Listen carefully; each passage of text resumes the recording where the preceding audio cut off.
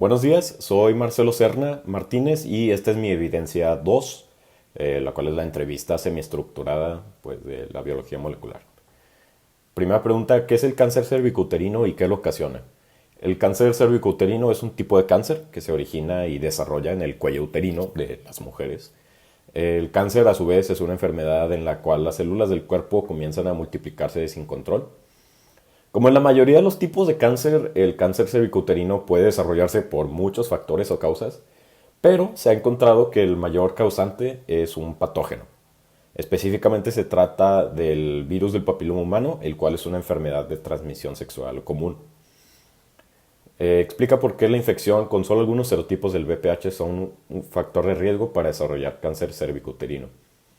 Entonces, aunque el virus del papiloma humano es el mayor causante de cáncer cervicouterino, no todos los serotipos o variantes del virus son factor de riesgo del desarrollo de cáncer.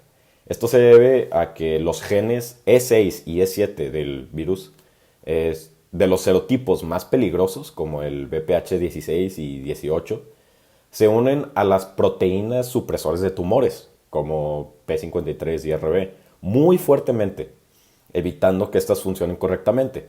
Por el otro lado, los serotipos menos riesgosos del virus del papiloma humano se unen de manera muy débil a estas proteínas.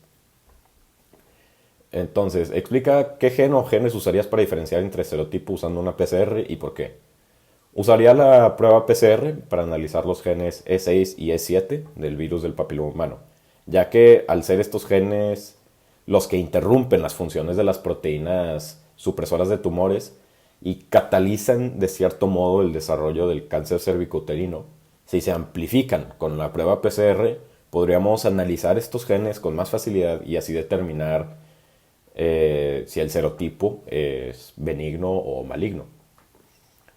Explica por qué usar RT o qPCR es una buena idea, es una buena opción para detectar la expresión de los genes virales E6 y E7.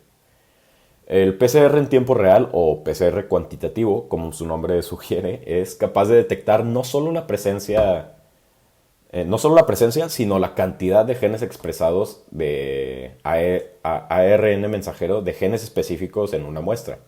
Si se realizara una prueba qPCR, podríamos detectar la cantidad de E6 y E7 presentes en una paciente y así determinar su nivel de infección y poder tomar las medidas pertinentes. Explica por qué usar ELISA te ayudaría a observar si las proteínas humanas PRB y P53 se están degradando y qué implicaciones tendrían en la detección del cáncer cervicouterino. La técnica ELISA consiste en una prueba de detección y cuantificación de sustancias solubles como péptidos, proteínas, anticuerpos y hormonas. Si se utiliza la prueba para cuantificar a las proteínas P53 y RB, podemos darnos una idea del nivel de infección de la paciente al comparar los niveles de estas proteínas con los de una persona no infectada del virus del papiloma humano, ya que sabemos que las proteínas E6 y E7 del virus degradan estas proteínas P53 y RB. Mi opinión sobre el uso de la biología molecular en el área de la medicina y diagnóstico clínico es que la biología molecular y todas las técnicas de detección y cuantificación que ésta permite y que investigué durante la primera evidencia son de vital importancia, ya que le permite al área de la medicina poder conocer los niveles de infección de una persona y saber con precisión qué está haciendo el patógeno, cuáles y cuántos genes y proteínas está expresando, así como el efecto que éstas tienen en el paciente. Sin estos desarrollos de la biología molecular, básicamente estaríamos adivinando o suponiendo lo que le está pasando a la paciente pues lo que está pasando, ¿no? Pero gracias a estas técnicas y estas herramientas que nos da la biología molecular, podemos saber con precisión qué está pasando y podemos tomar medidas y tratamientos que en verdad ayuden y que en verdad tengan un efecto positivo para para los pacientes.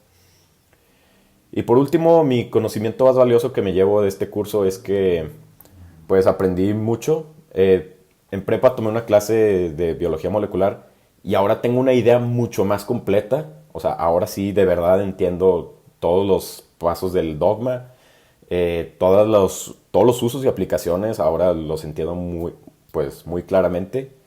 Y sí, como voy a IBT, pues todo este conocimiento es bastante útil para mí. Eso es todo. Gracias.